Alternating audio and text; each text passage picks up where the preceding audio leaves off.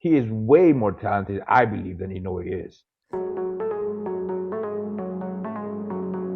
Nonito Donaire Jr. binulaga ang mundo ng boxing. Mas talentado si Bam Rodriguez kaysa kay Naoya Inoue.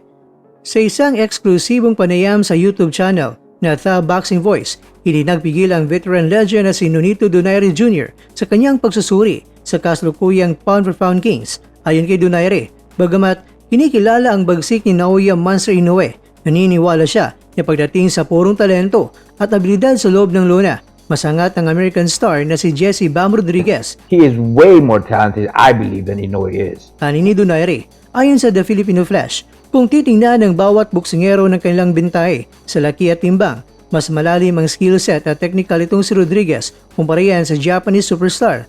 Binigyang diin ni Donaire na bagamat dominante si Inoue sa super bantamweight, ang talento ni Bam ay nasa ibang andas na mahirap pantayan.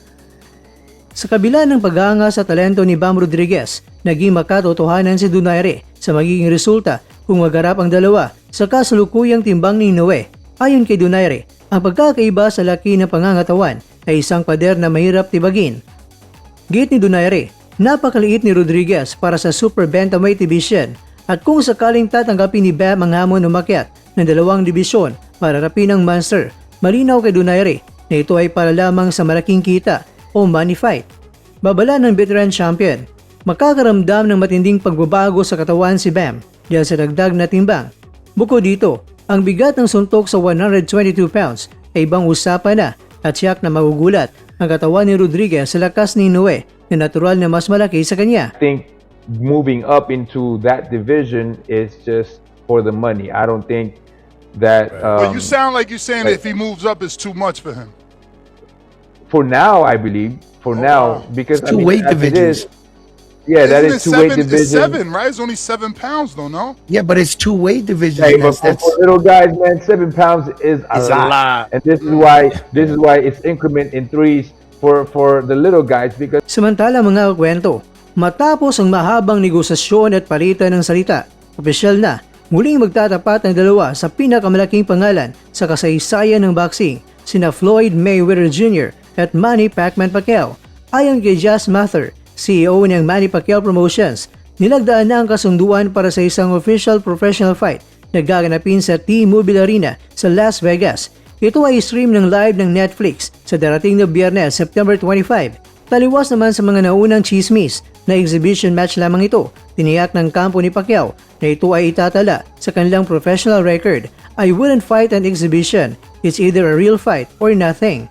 Matapang na pahayag ng 47 anyos na pambansang kamao. Ito ang pagkakataon ni Pacquiao na mansahan ang 50-0 record ni Mayweather makalipas ang 11 taon mula sa kanilang unang pagtatagpo. Bagamat unang inanunsyo na gaganapin ang laban sa The Sphere, ipinaliwanag ni Jazz Mather na mas praktikal sa aspetong pang-ekonomiya ang paglipat sa T-Mobile Arena. Nagkaroon din ng leverage si Mayweather sa negosasyon upang masiguro na ang laban mabibilang sa kanyang professional record habang inaayos pa ang kanyang mga personal na mga issue. Mga kakwento, narito ang mga malagang detalye na Pacquiao Mayweather 2, petsa September 25, platform Netflix streaming, lugar T-Mobile Arena sa Las Vegas, status official professional fight at hindi exhibition. Mga kakwento, sa edad na 49 anyos na si Mayweather at 47 anyos na si Pacquiao, muling sasabog ang mundo ng combat sports sa pagtatapos ng kanilang rivalry na yumanig sa pay-per-view records noong 2015. Handa na ba ang mundo at ikaw kabayan para sa huling kabanata ni na Floyd at ni Pacman?